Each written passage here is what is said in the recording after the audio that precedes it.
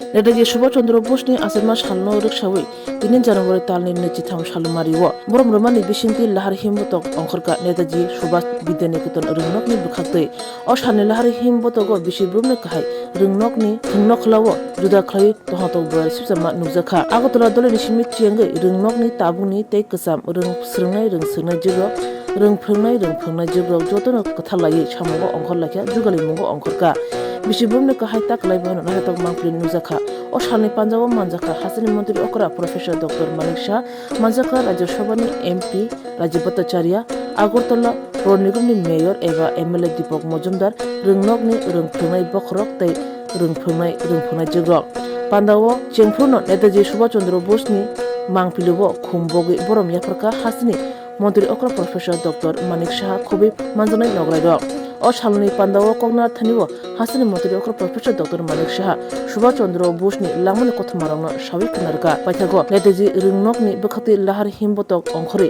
आगरतला दलिनि गोरों लाहार काथर जाखा ব্রিটিশ শাসন থেকে ভারতের ইমিডিয়েটলি যে ওই সময়ে তখনই উনি পূর্ণ স্বাধীনতার দাবি করেন। কয়েকবারই ওনাকে কারারুদ্ধ করা হয়েছিল, কিন্তু ওনাকে কিন্তু জেলের ভিতর আটকে রাখা যায়নি, আমরা সবাই জানি। এবং দ্বিতীয় বিশ্বযুদ্ধ যখন ঘোষিত হওয়ার পরে তার মতাদর্শের কিন্তু বিন্দু মাত্র কিন্তু আমরা দেখেছি যে পরিবর্তন হয়নি। এবং ওই সময়ে অনেকে অনেক কথা বলে, কিন্তু ব্রিটিশের ওই যে অবস্থাটা তখন ছিল, তাকে যে এই দুর্বল অবস্থার মধ্যে ব্রিটিশকে আঘাত করে যে স্বাধীনতা যে অর্জন করার যে চিন্তা উনি করেছিলেন, তার জন্য উনি ভারতবর্ষ থেকে উনি সোভিয়েত ইউনিয়ন, জার্মানি, জাপান এবং সেখানে গিয়ে যারা আমাদের ভারতবর্ষের যারা যুদ্ধবন্দী ছিলেন তাদেরকে নিয়ে আজাদ হিন্দ ফৌজ উনি গঠন করেন সেখানে। আমরা সবাই জানি এই ইতিহাস। এবং সেই under the leadership of Netaji Subhash Chandra বোসের যে আইএনএ ইন্ডিয়ান ন্যাশনাল আর্মি জাপানিদের সাহায্য নিয়ে ওনাদের আর্থিক সহযোগিতায়, ওনাদের রাজনৈতিক এবং কূটনৈতিক ও সামরিক সহায়তায় নিয়ে তিনি যখন এই আজাদ হিন্দ সরকার সেখানে প্রতিষ্ঠিত করলেন আইএনএকে নিয়ে, যেটা আমার পূর্ববর্তী বক্তা বলেছেন। এবং সেটা কিন্তু দেখা গেল যে ইম্ফল ও ব্রহ্মদেশের সেখান পর্যন্ত কিন্তু পৌঁছে গিয়েছিল, আমরা সবাই জানি সেটা। কিন্তু পরবর্তীর ঘটনা আমাদের সবাই জানি, যখন জাপানের যখন অবস্থা, তারা যখন যুদ্ধে জয়ী হতে পারেনি, তখন এই আজাদ হিন্দ ফৌজের একই অবস্থায় সমস্যা হয়েছিল। আজকে উনি যেটা চেয়েছিলেন, যেটা আজকে ডক্টর দিলীপ দাস মহোদয় বলেছেন, যে ইন্ডিয়ান ন্যাশনাল কংগ্রেস যেটা চেয়েছিলেন ভারতের ডোমিনিয়ন স্ট্যাটাস, এবং নেতাজি সুভাষচন্দ্র বলেছিলেন যে এইভাবে হবে না, ভারতের পূর্ণ স্বাধীনতা দরকার। এবং পরবর্তী সময়ে দেখা গেল যে লাহোরে যখন যে ঐতিহাসিক লাহোর অধিবেশন হয়, সেখানে কিন্তু এই নেতাজি সুভাষচন্দ্র বসুর যে কথাটা নিয়ে উনি এই কংগ্রেস থেকে বেরিয়ে গেছিলেন, সেটাই ওনাদের যে মতবাদ সেটা গ্রহণ করলেন, যে কংগ্রেস পূর্ণ স্বরাজের যে কথা সেখানে কিন্তু সেটা পাশ করায়। আজকের দিনে আমাদের কয়েকটা কথা আজকে না বললে নাই হয়, যে কি ধরনের যে উক্তি উনি করেছেন, যে তোমরা আমাকে রক্ত দাও, আমি তোমাদের স্বাধীনতা দেব। আজকের তারিখেও এটা কিন্তু কত ইম্পর্টেন্ট, প্রাসঙ্গিক। উনি বলেছিলেন, ওনার বিখ্যাত উক্তি আজকের দিনেও প্রাসঙ্গিক, যে দিল্লি চলো।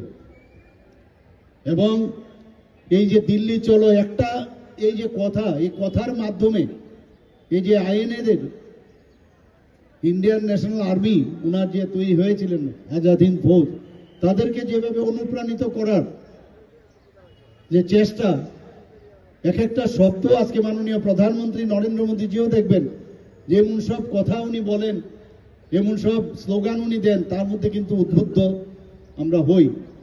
সেটা নেতাজি সুভাষচন্দ্র বসুর মধ্যে আমরা দেখেছি। আজকে রবীন্দ্রনাথ ঠাকুর সুভাষচন্দ্রকে কি বলেছেন? দেশ নায়ক। এবং দেশের নায়ক এবং তাসের দেশ একটা নৃত্যনাট্য উনি উনাকে সামনে রেখে উৎসর্গ করেছিলেন। আজকে এখানে আমরা কথায় কথায় জয় হিন্দ কথাটা বলি। আজকে আমাদের আর্মির থেকে আরম্ভ করলে দেশের প্রতিটা লোক এই জয় হিন্দ শব্দটা কিন্তু এখানে আমরা সবসময় উচ্চারণ করি, জয় হিন্দ, কথায় কথায়। এবং সেটা যিনি প্রথমে শুরু করেছিলেন তিনি আর কেউ নয়, নেতাজি সুভাষচন্দ্র বোস। এবং সেখানে যাওয়ার পর সেই বাড়ির বিভিন্ন জায়গা একটা ভাবতে থাকি, ইমাজিন করতে থাকি যে যখন ছোট ছিল কি অবস্থায় ওখানে উনি কি ছিলেন। কেউ ভাবতেও পারেনি যে এই জায়গার থেকে, এই বাড়ির থেকে এরকম একজন মানে দেশপ্রেমিক বেরোবে, বীর পুরুষ বেরোবে, যে ইংরেজকে একদম নাড়িয়ে দেবে এবং ইংরেজের একটা কম্পন সৃষ্টি করবে। সেটাই আমরা ভাবতে ভাবতে একটা নস্টালজিক ফিল করি। আমরা সবাই জানি যে ওনার প্রেসিডেন্সি কলেজে উনি পড়াশোনা করতেন। হি ওয়াজ এ ভেরি গুড স্টুডেন্ট, সবাই আমরা জানি। এবং প্রেসিডেন্সি কলেজে ওনাকে এক্সপেল পর্যন্ত হতে হয়েছে। আর তার কারণ হচ্ছে যে উনি ন্যাশনালিস্টিক যে অ্যাক্টিভিটি, এই কারণে তাকে এক্সপেল হতে হয়েছিল। এবং পরবর্তী সময়ে যে স্কটিশ চার্চ কলেজ, সেখান থেকে উনি গ্রাজুয়েশন পাশ করেন 1919-এ। এবং ওনার বাবা ওনাকে ইউনিভার্সিটি অফ ক্যামব্রিজ সেখানে পাঠালো, ইন্ডিয়ান সিভিল সার্ভিস। আমার পূর্ববর্তী বক্তা বলেছেন যে সেখানে উনি কিন্তু 4th হয়েছিলেন এই আইসিএসসি পরীক্ষায়। কিন্তু দেশে ফিরে উনি সেটাকে কিন্তু গ্রহণ করেনি। এই চাকরির তৎকালীন সময়ে আমরা ভাবি যে এই ধরনের যে ভারতবর্ষের যে কি ধরনের লিজেন্ড ব্যক্তি ভগবান পাঠিয়েছেন, যে দেশ মাতৃকার সেবার জন্য উনার সেটাকে প্রত্যাখ্যান করে দেশের সেবায় উনি নিয়োজিত হয়েছিলেন। আমার যে এখানে আজকে যদিও এটা 1948 সনের এই স্কুল স্থাপন হয়েছিল, কিন্তু এটা শুরু হয়েছিল এই যে শোভাযাত্রা 1951 থেকে। এবং আমাদের কাছে এটা একটা স্বাধীনতা সংগ্রামের যে ইতিহাসের যাকে বলা হয় যে কিংবদন্তি, সেই নেতাকে আজকে কিন্তু স্মরণ করার দিন 23শে জানুয়ারি। আমাদের কাছে মুখস্থ হয়ে গেছে। ভারতবর্ষের বহু জায়গায় সেই অনুষ্ঠানটি হয়ে থাকে, কিন্তু যেভাবে ওনাকে সম্মান দেওয়ার কথা ছিল সেইভাবে কিন্তু সম্মান মানে অন্ততপক্ষে গভর্নমেন্টের তরফ থেকে দেওয়া হয়নি। যদিও উনি প্রতিটি মানুষের, প্রতিটি ভারতবাসীর প্রতিটি মানুষের হৃদয়ে কিন্তু উনি স্থান নিয়েছেন। সেটা আমরা যে কোনো জায়গায় যাই, যে কোনো বাড়িতে গেলে ওনার প্রতিটা ঘরের মধ্যে ওনার কিন্তু একটা ফটো সবসময় থাকে। এবং উনি এই স্বাধীনতা সংগ্রামের একটা চিরস্মরণীয় একজন ব্যক্তি এবং একটা উজ্জ্বল এবং মহান চরিত্র। আমাদের কাছে একটা আদর্শ পুরুষ হিসাবে যখনই আমাদের মনে হয় যে একটা যে কোনো জায়গায় যে একটা প্রতিবাদের ভাষার যে বিষয় আসে, যে অন্যায় হচ্ছে, তো অন্যায়ের প্রতিবাদ করতে গেলে প্রথমে যার কথা মনে হয় সে হচ্ছে আমাদের নেতাজি সুভাষচন্দ্র বোস। আজকে উনি আমাদের মধ্যে নেই, আমরা জানি না ওনার মৃত্যু সম্পর্কে কত রকমের অনেক ধরনের কথা আছে, আমরা এখনো জানি না।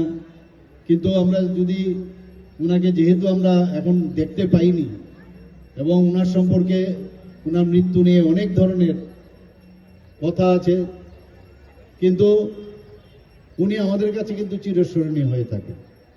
আজকে আমার এখানে কথা হয়েছে যে ইন্ডিয়ান ন্যাশনাল কংগ্রেসে উনি দুবার, একবার 1938-এ, একবার 1939-এ উনি ইন্ডিয়ান ন্যাশনাল কংগ্রেসের সভাপতি হয়েছিলেন।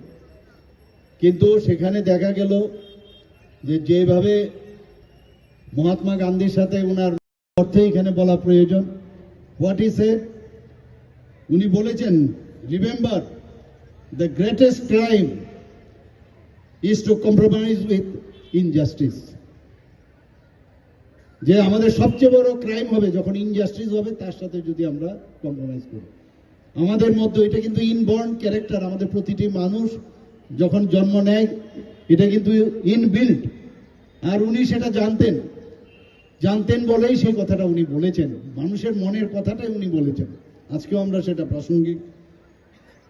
উনি এটা বলেছেন যে আইডিয়া যে ওয়ান ইন্ডিভিজুয়াল মে ডাই, মারা যেতে পারেন, তার যে শুদ্ধ চিন্তাধারা, প্রকৃত অর্থে যে আইডিয়া, যে ভালোর জন্য, মানুষের জন্য, দেশের জন্য একটা দেশাত্মক বোধের যে চিন্তা করতে গিয়ে হি মে ডাই, কিন্তু but that idea will live, will survive forever. খুব ইম্পর্টেন্ট কথা এগুলো, এবং এই কথাগুলো আজকে আমাদের সমস্ত জায়গায় আমরা এই কথাগুলো নিয়ে কিন্তু আমাদের যারা এখানে 18 বছর থেকে 23 বছরের যারা আমাদের যুবকরা আছেন, যুবতীরা আছেন, তাদের এই কথাগুলো নিয়ে, দেশাত্মবোধের ভাবনা চিন্তা নিয়ে, দেশের জন্য, রাষ্ট্রের জন্য চিন্তা ভাবনা নিয়ে এই কথাগুলো চিন্তা করে আমাদের যে কোনো অন্যায় দেখলে সেটাকে ঝাঁপিয়ে পড়া উচিত। তিনি এটাও বলতেন, অনেক কিছুই বলেছেন, আমি দু একটা জিনিসই খালি বলবো আজকে, কারণ সবাই বসে আছে কখন এই প্রোগ্রাম শুরু হবে, শোভাযাত্রা শুরু হবে। ফ্রিডম ইজ নট গিভেন, স্বাধীনতা কিন্তু কেউ দেয় না, it has to be taken, নিতে হয়। এবং এই মতবাদ নিয়ে কিন্তু যে সমস্যা মহাত্মা গান্ধীর সাথে, ন্যাশনাল কংগ্রেসের সাথে, সেটা সেই মতবাদের কারণেই কিন্তু উনি বেরিয়ে আসলেন নতুনভাবে, একটা নতুন যে একটা রাজনৈতিক ভাবে আরেকটা সংস্থা উনি তৈরি করেছিলেন। আজকে 1945-এ আমরা সবাই জানি থাইওয়ানের অগাস্টে বলে মানুষে, ওখানে যে প্লেনে যেটা যাচ্ছিলেন সেই প্লেনে অ্যাক্সিডেন্ট হয়েছে, কিন্তু এটা নিয়ে কিন্তু এখনো প্রচুর কন্ট্রোভার্সি হয়েছে। আজকে এই বিষয়ে যদিও এখানে আমাদের কথা হয়েছে, নেতাজিকে সত্যিকারের যদি সম্মান মাননীয় প্রধানমন্ত্রী শ্রী নরেন্দ্র মোদীজি দিয়েছেন, আজকে 2022 সালে, এর আগে তো আর কোনো নেতা দেয়নি, কোনো সরকার দেয়নি। এবং এই নিয়ে অনেক বিষয় আমরা এই বিষয়ে এখানে নাই বললাম। 2022 সালে দিল্লিতে ইন্ডিয়া গেটের সামনে মোদিজির নেতৃত্বে 28 ফুট উঁচু নেতাজির মূর্তি স্থাপন করা হয়েছে, আমরা সবাই জানি। শুধু তাই নয়, আজকের দিনে সমস্ত ভারতবর্ষে পরাক্রম দিবস হিসাবে ওনাকে, আজকের দিনটাকে, ওনার যে জন্মদিন সেটাকে পালন করা হয়।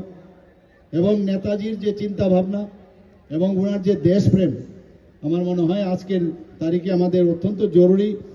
এবং আমরা চাই আমাদের আগামী যারা প্রজন্ম, যে কথাটা আমি বললাম, যে আগামী যারা আমাদের হিউম্যান রিসোর্স, যুবকরা আছেন, যুবতীরা আছেন, নেতাজির আদর্শকে পাথেয় করে আমরা আগামী দিন সামনের দিকে চলব, সে আশা এবং আকাঙ্ক্ষা রেখে। এবং আজকের এই নেতাজির 129তম যে জন্মজয়ন্তী উদযাপন, সেই উপলক্ষে এখানে আবার যারা উপস্থিত হয়েছেন, যারা পার্টিসিপেন্টস রয়েছেন, শিক্ষক শিক্ষিকারা রয়েছেন, প্রাক্তন ছাত্রছাত্রীরা রয়েছেন, সবাইকে হার্দিক অভিনন্দন, শুভেচ্ছা জানিয়ে আমার কথা বলা শেষ করছি।